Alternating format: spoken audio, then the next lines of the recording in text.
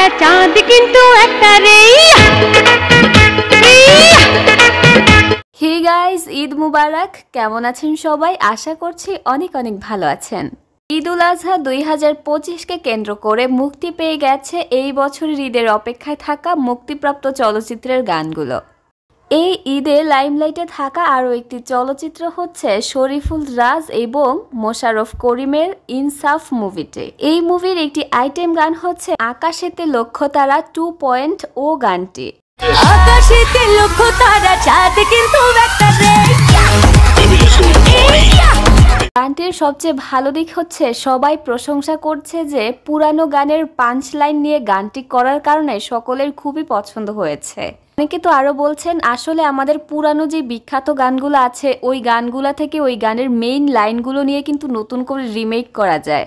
প্রেম পুকুরে বর্ষি ফেলে আনবো রে ধরে, মনের পাড়ায় বর্ষি করে রাখবো রে তোরে। এনার্জেটিক এই আইটেম গানটি গেয়েছেন মিলা। কমেন্টে বন্যা বয়ে যাচ্ছে মিলাকে নিয়ে। সকলেই লিখছেন যে পুরানো রকস্টার মিলাকে মনে হয় ফিরে পেলাম।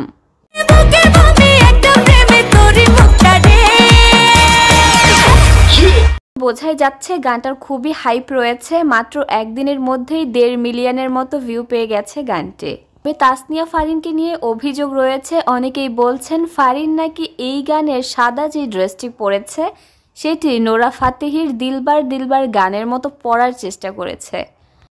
আকাশেতে লক্ষ্য তারা চাঁদ কিন্তু একটা রে। ঘুরে আসা যাক আকাশেতে লক্ষ্য তারা গানটির অরিজিনাল ভার্সন থেকে। পুরানো খুবই জনপ্রিয় ব্লকবাস্টার এই গানটিতে ছিলেন ওমর সানি এবং পপি।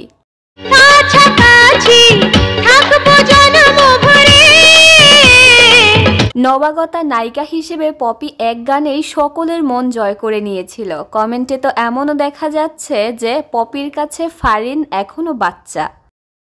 মানে পপিকে তাদের এতটাই ভালো লেগেছে যে ফারিনের থেকেও বেশি।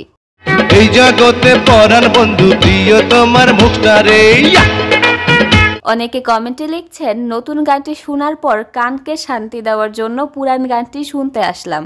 আকাশেতে লক্ষ্য তারা পপি এবং ওমর সানির এই গানটি ছিল কুলি মুভির একটি গান। আসল অরিজিনাল এই গানটি গেয়েছিলেন এন্ড্রু কিশোর এবং রিজিয়া পারভিন। ভালোবেসে আমারে আকাশেতে লক্ষ্য তারা।